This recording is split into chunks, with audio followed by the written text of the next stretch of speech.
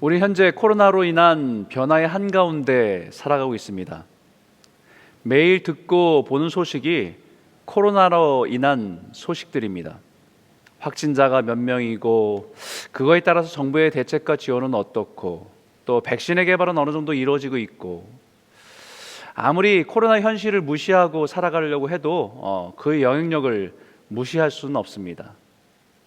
예전처럼 스포츠 경기를 보아도 코로나로 인해서 관중이 없거나 최소화된 군중 속에서 경기를 하는 것을 보게 되고 예전처럼 식당을 가도 군데군데 앉지 못하도록 막아버린 테이블을 보게 되고 예전처럼 사람을 만나도 마음껏 허구하거나 악수할 수도 없는 어색한 인사로 마스크를 쓴 채 인사하게 되고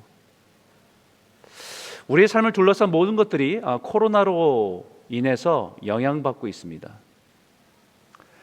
코로나로 인한 변화는 마치 우리들의 삶을 빠르게 움직이다가 멈추어 버린 것 같은 상황을 만들어 버렸습니다.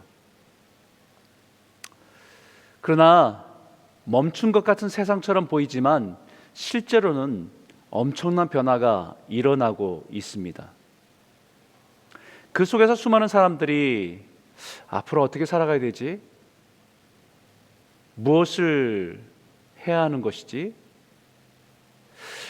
이 불투명한 세상 속에서 무엇을 준비해야 되지? 이런 질문을 가지고 고민을 하지만 확실한 해답을 찾지 못해서 더욱 혼돈 가운데 살아가고 있는 것이 사실입니다. 멈추어 버린 세상. 원하든 원하지 않든 멈춤 같은 세상에서 보이는 이 상황이 꼭 부정적으로만 볼 필요는 없다고 생각됩니다. 오히려 이 시간, 그동안 우리가 정신없이 쫓기며 살았던 삶을 돌아볼 수 있는 아주 중요한 기회가 될 수 있기 때문입니다. 이런 말이 있습니다. 음악이 아름다운 이유는 여러 가지 음을 표현하는 음표가 가득하기 때문이 아니라 음표와 음표 사이에 쉼표와의 조화 때문이다. 쉼표가 있기 때문에 더 표현하는 음이 아름다운 것입니다. 쉼표와 의미와 가치를 알아야 다음의 음표의 음을 제대로 표현해낼 수 있기 때문입니다.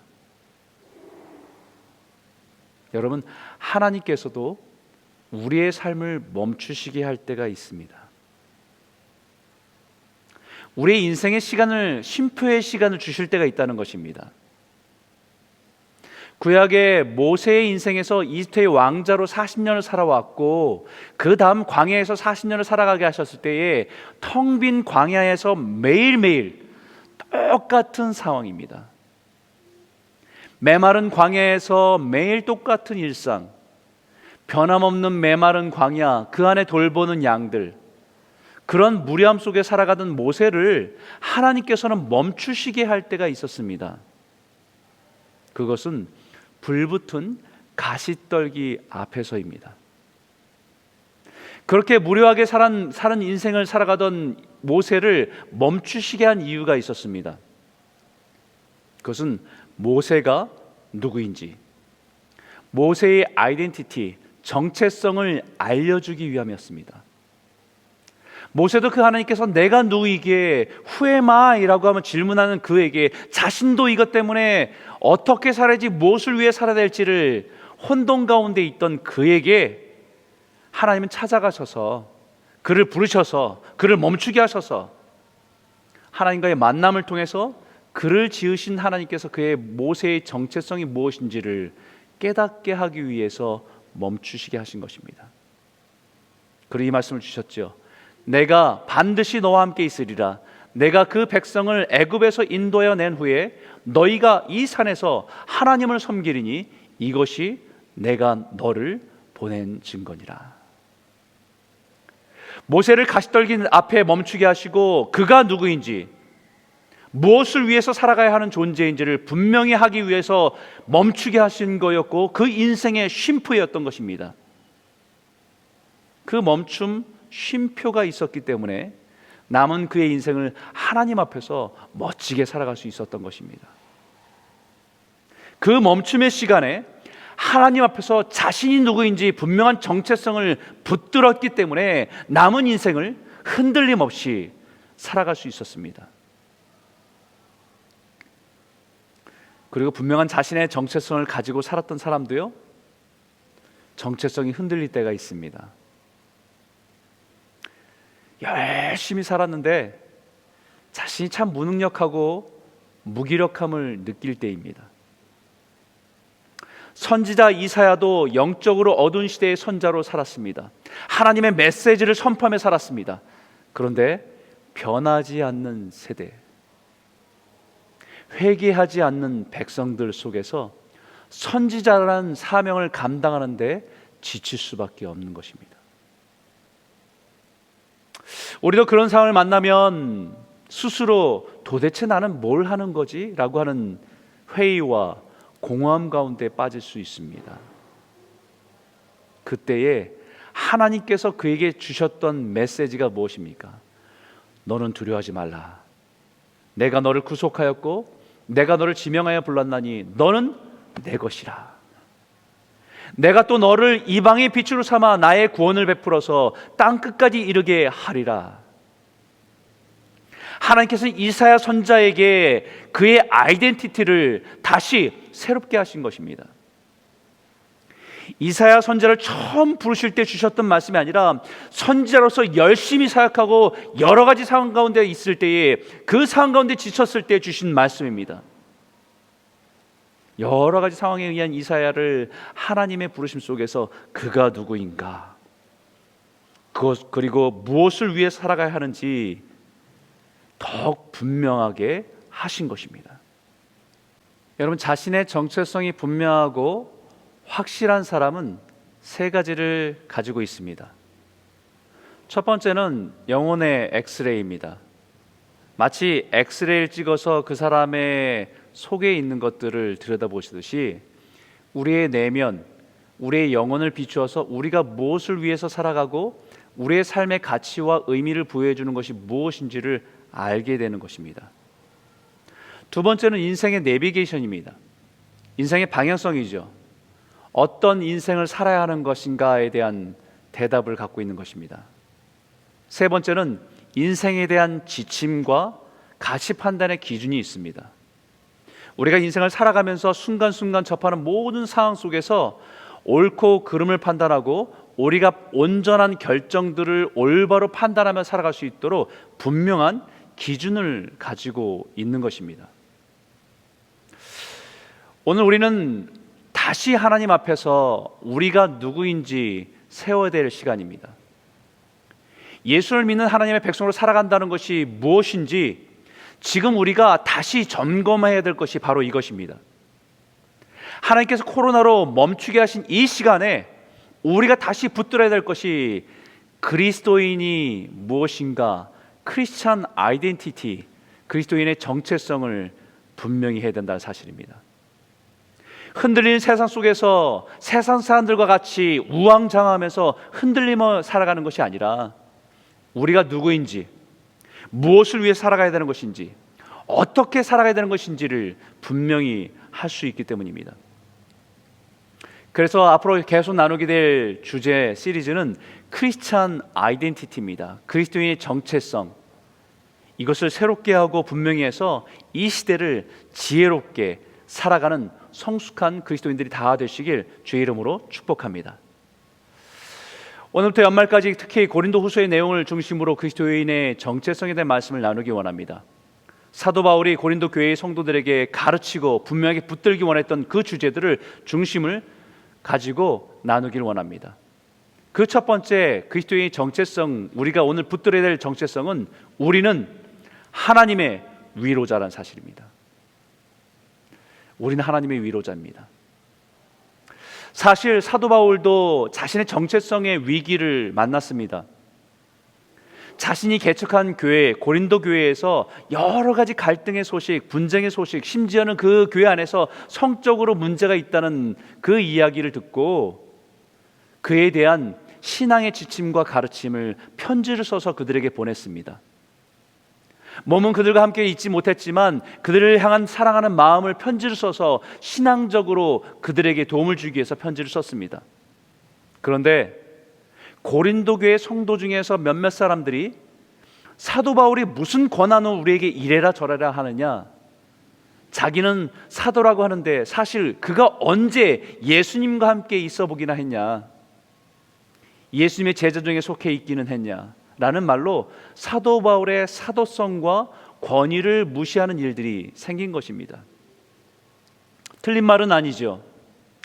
사도 바울은 예수님의 공생에 함께한 제자 중에 한 사람에 속하지 않았습니다. 오순절 다락방에서 성령의 역사가 일어날 때 그 자리에 있지도 않았습니다. 아무리 그래도 자신이 정말 어렵게 고린도 지역의 교회를 개척해서 교회를 세운 사람인데, 자신이 세운 교회의 성도들이 그런 말을 한다고 한다면 어떻게 느껴지겠습니까? 모든 것이 허무하고 공허하고 포기하고 싶은 마음이 들 것입니다.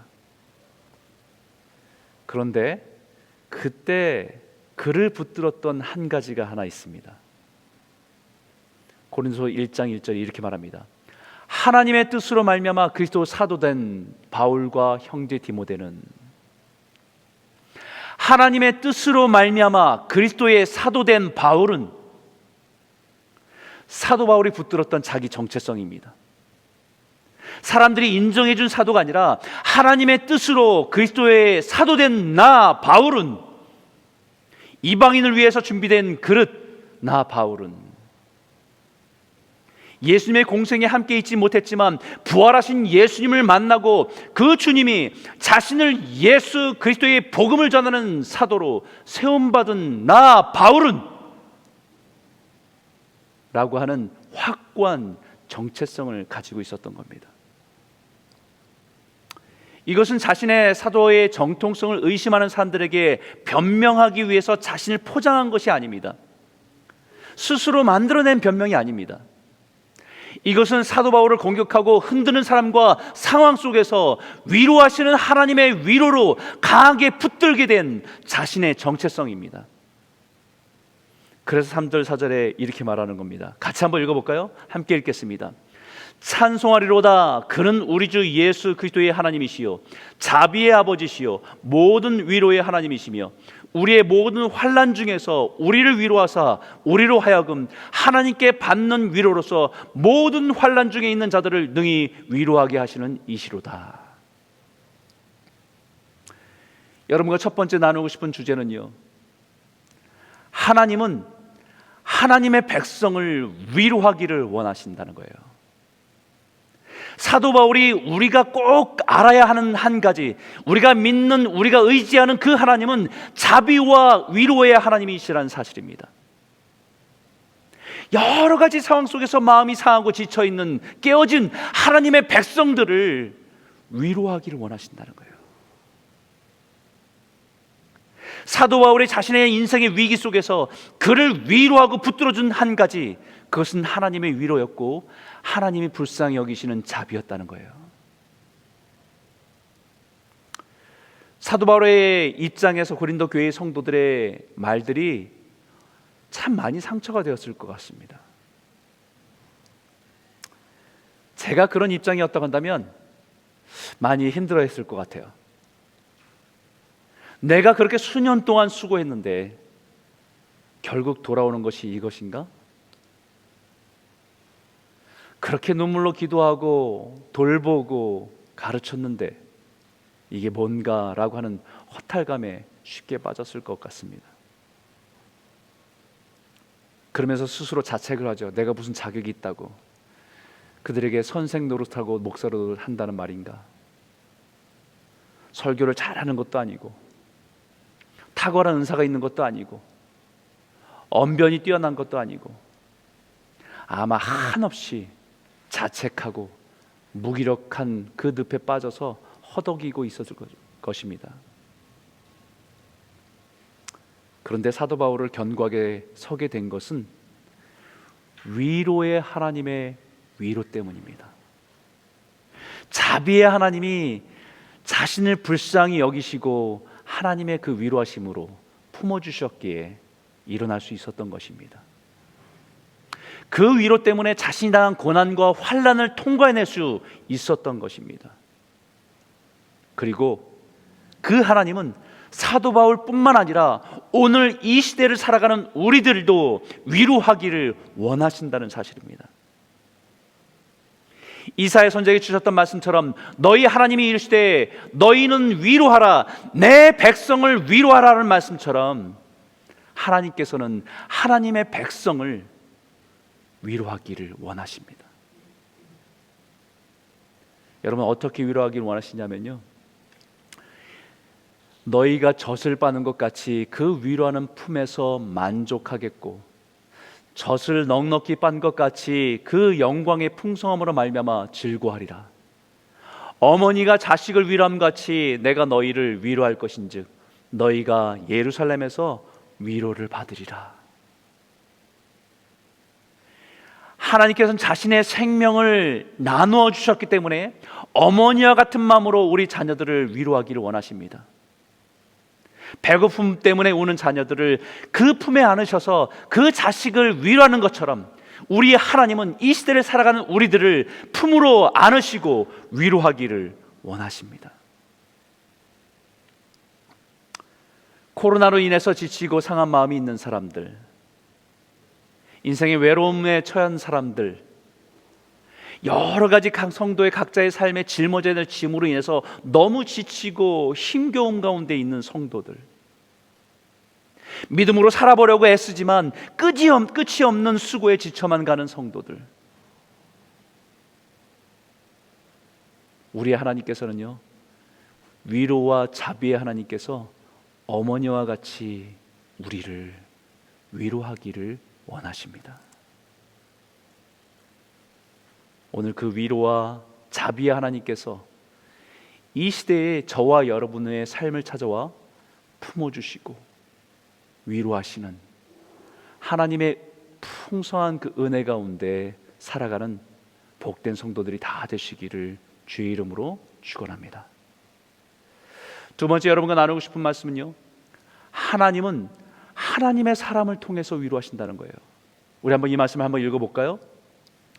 우리의 모든 환난 중에서 우리를 위로하사 우리로 하여금 하나님께 받는 위로로서 모든 환난 중에 있는 자들을 능히 위로하게 하시는 이시로다. 그리스도의 고난이 우리에게 넘친 것 같이 우리가 받는 위로도 그리스도로 말미암아 넘치는도다. 여러분, 우리의 모든 환난 중에서 우리를 위로하사 우리로 하여금 우리에게 넘친 것 같이 우리가 받는 위로로, 뿐만 아니라 6절에도 우리가 환난 당하는 것도 너희가 위로와 구원을 받게 하려는 것이요, 우리가 위로를 받는 것도 너희가 위로를 받게 하려는 것이니 이 위로가 너희 속에 역사하여 우리가 받는 것 같은 고난을 너희도 견디게 하느니라. 우리가 환난한다는 것이 누구를 위한 것입니까? 너희가 위로와 구원을 받게 하는 것이고, 우리가 그 환난 가운데서 위로를 받은 것도 결국 누구를 위한 것입니까? 너희가 위로를 받게 하려는 것이고, 우리에게 임한 위로가 너희 속에도 역사하고 견디게 하시기 위함이라고 분명히 말하고 있습니다. 위로와 자비의 하나님은 우리를 위로하길 원하십니다. 그런데 그 위로를 누구를 통해서 하십니까? 바로 우리를 통해서 위로하신다는 거예요. 하나님은 하나님의 사람을 통해서 위로하신다는 것입니다. 어떤 사람이 위로할 수 있습니까? 하나님께 받은 위로로서 환난 중에 있는 자들을 능히 위로할 수 있다는 말처럼, 하나님께서 주신 위로가 있는 사람이, 고난 속에서 하나님이 주신 위로를 경험한 사람이 고난 가운데 있는 사람을 위로할 수 있다는 말씀입니다. 자신의 인생의 고난과 환난 속에서 하나님의 위로를 누렸던 사람이 다른 사람들을 위로할 수 있다는 말씀입니다. 여러분, 고난 자체가 우리에게 위로할 수 있는 힘을 줄 수는 없습니다. 심한 고난은 오히려 우리의 인격에 부정적인 상처를 남기기도 합니다. 모든 고난과 상처가 사람을 성숙하게 만들지는 않습니다. 오히려 그 상처가 그 자신에 대해서 부정적이고 사회에 대해서 부정적이고 파괴적으로 만들기 쉽기 때문입니다. 상처는 반드시 아물어야 됩니다. 상처는 반드시 회복되어야 됩니다.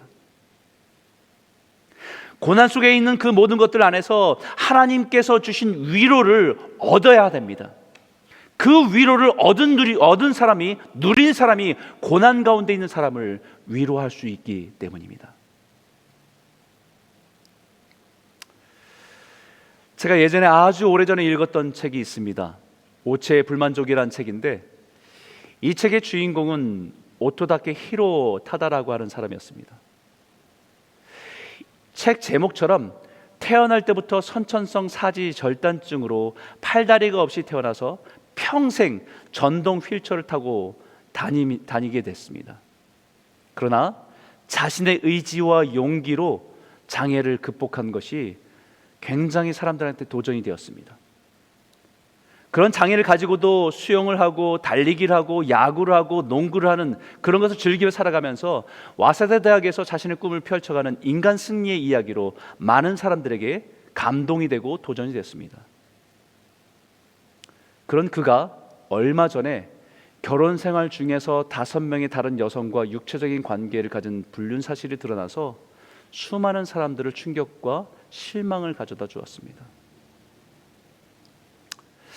그와 비슷한 처지에 있는 닉 부이치치는 동일한 장애를 가지고 있고 그 모습을 가지고 태어났지만 자신의 인생을 통해서 많은 사람에게 소망과 위로가 되어주는 삶을 여전히 살아가고 있습니다. 저는 두 사람을 보면서 한 가지 분명한 차이가 있는 것을 발견합니다. 같은 장애와 고난의 문제를 가지고 살았지만 한 사람은 자신의 의지와 노력으로 극복했다고 하는 사람과 한 사람은 자신의 인생의 고난과 어려움을 하나님의 위로로 일어선 사람의 차이라고 할 수 있을 것입니다. 자신의 의지의 노력으로 고난을 이겨냈다고 하는 사람은 사람들에게 감동은 줄 수 있었지만 영혼 깊은 곳에 위로는 할 수 없습니다. 그러나 자신의 고난과 아픔을 가지고 하나님의 위로로 선 사람은 여전히 다른 사람을 위로할 수 있는 사람으로 살아갈 수 있습니다. 왜냐하면 그 모든 인생의 고난의 모습들은 다 다르기 때문에. 그러나 분명한 것은 그 고난 속에서 일어나게 하시는 것은 사람의 아니라 하나님의 위로이기 때문에. 고난을 극복하게 된 것이 나의 능력이요 나의 의지를 전하는 것이 아니라 고난을 이기게 하신 하나님을 보여주시는 것이기 때문에 분명한 차이가 있었습니다. 우리는 반드시 누군가를 위로하기 위해서 우리는 동일한 고난을 경험해야 되는 것은 아닙니다. 하나님 우리를 고난의 위로자로 우리를 삼아주시기 위해서 모든 사람들이 경험한 고난을 다 경험하게 하지는 않으십니다. 동일한 경험을 가졌다고 해서 또 위로할 수 있는 것도 아닙니다. 4절에 분명히 이렇게 말했죠. 우리의 모든 환난 중에서 우리를 위로하사 우리로 하여금 하나님께 받는 위로로서 모든 환난 중에 있는 자들을 능히 위로하게 하시는 이시로다. 우리의 인생에 경험한 고난 속에서 하나님의 위로를 받은 사람이 다른 사람을 위로할 수 있습니다. 뭐라고 표현되어 있습니까? 모든 환난 중에 있는 자들, 어떤 상황에 있는 사람들에게 in any affliction입니다. 같은 고난을 경험했다는 것으로 공감하기는 쉬우나 위로할 수 있는 것은 하나님의 위로의 은혜가 있는 사람이 할 수 있는 것이기 때문입니다. 그 고난 가운데 하나님의 위로를 경험한 사람이 위로자로 서게 되는 것입니다. 그래서 헤니 나우엔이 그의 책 상처받은 치유자 The Wounded Healer라고 하는 말처럼 우리의 인생의 고통과 아픔을 지나면서 하나님의 위로함을 통해 치유된 사람은 이제 다른 사람을 위로할 수 있는 치유자로 서게 하신다는 말입니다. 사도 바울은 그가 경험한 고난은 우리가 상상할 수 없을 정도로 심각했습니다. 형제들아, 우리가 아시아에서 당한 환난을 너희가 모르기를 원하지 아니하노니 힘에 겹도록 심한 고난을 당하여 살 소망까지 끊어지고. 아시아에서 당한 환난이라고 표현한 단어는 스트레스입니다. 힘에 지나도록 자신의 한계를 초과한 상태의 스트레스입니다. 중압감에 시달리는 상태를 말하는 것이지요. 얼마나 지독했으면 소망이 끊어질 정도로 더 이상 어디로 빠져나갈 길이 전혀 없는 그 상태에 있은 그 스트레스를 받고 있는 상황 가운데 마치 사형 선고를 받은 것 같은 상황 가운데 있을 때라고 말하고 있는 것입니다. 견딜 수 없는 압박, 스트레스가 그를 짓누르고 있을 때입니다. 그때 그가 분명하게 깨달은 것은 이겁니다. 같이 한번 읽어볼까요? 우리는 우리 자신이 사형 선고를 받은 줄 알았으니 이는 우리로 자기를 의지하지 말고 오직 죽은 자를 다시 살리시는 하나님만 의지하게 하심이라. 그가 이같이 큰 사망에서 우리를 건지셨고 또 건지실 것이며 이후에도 건지시기를 그에게 바라노라. 소망이 끊어진 순간에, 어디로 나아가야 할지를 모르는 그 순간에, 보이지 않는 깜깜한 그 순간에, 정말 엄청난 스트레스로 짓누르는 그 순간에, 그때가 하나님만 의지할 때라는 것입니다. 자기 힘으로, 자기의 능력으로, 자기의 경험으로가 아니라 오직 죽은 자를 살리신 하나님만 의지하게 하기 위함이었다는 것입니다. 바로 그 하나님으로부터 위로가 오기 때문입니다. 바로 그 하나님이 우리를 위로하시고 구하시고 새롭게 하실 수 있기 때문입니다. 그렇기 때문에 사도 바울은 그 고난을 건너간 자신을 드러내는 것이 아니라 우리를 건지셨고 건지실 것이며 또 건지시리라. 나의 하나님이 나의 깊은 고난에서, 나를 고난에서 건지셨고 위로하셨던 그 하나님이 당신을 당신의 고난에서 건지실 것입니다라고 믿음으로 선포할 수 있었던 것입니다. 내가 얼마나 어려운 시기를 지났는지 자기의 성공 스토리를 얘기하는 것이 아니라 그 고난에서 건지신 하나님, 그 하나님이 당신의 고난에서 당신을 위로하시고 건져내실 것이라고 하는 위로입니다. 그것이 우리의 삶을 통해서 전하는 위로와 격려입니다. 사랑하는 성도 여러분, 코로나 시대에 주변을 돌아보십시오. 많은 분들이 어려움 가운데 살아갑니다. 겉으로는 아무렇지 않게 살아가지만 깊은 내면의 두려움과 근심과 외로움 가운데 지나갑니다. 하나님은 바로 저와 여러분을 통해서 그들을 위로하기를 원하십니다. 우리를 고난과 환난 가운데 건져내신 그 하나님이 그들을 위로하시고 회복시키실 수 있습니다. 이 시대에 하나님의 위로자로 살아가시는 복된 성도들이 다 되시기를 주의 이름으로 축원합니다.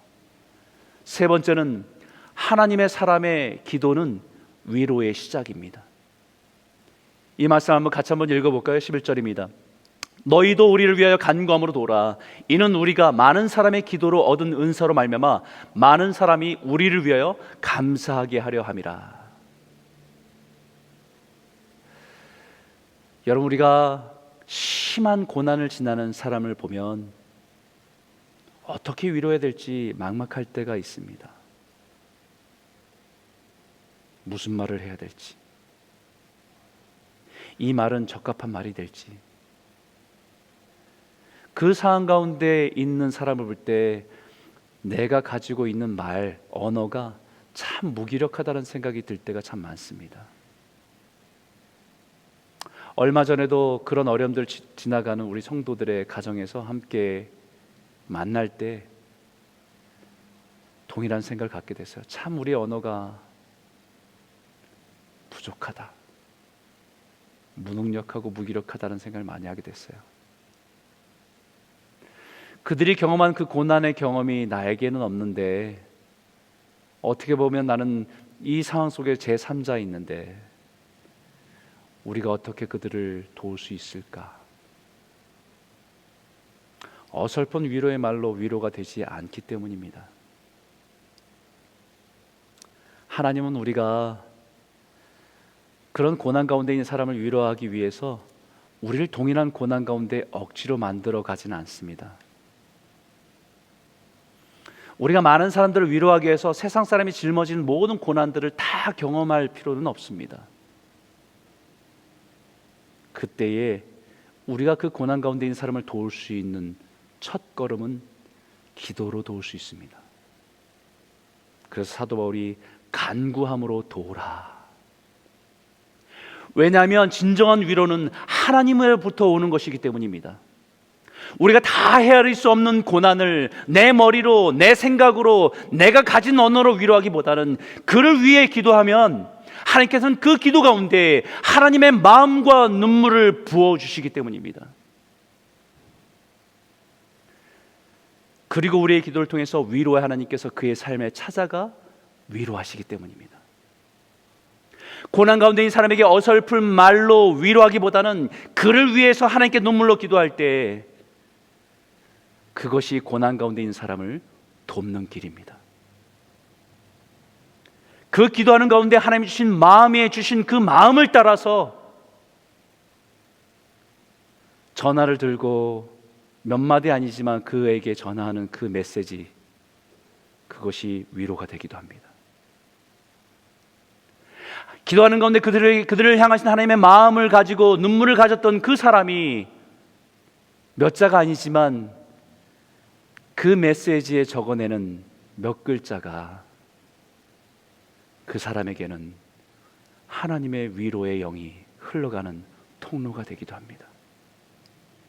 고난당한 사람들을 어떻게 위로할지 알지 못하지만 기도하다가 하나님이 주신 마음 때문에 정성스럽게 준비한 그 음식이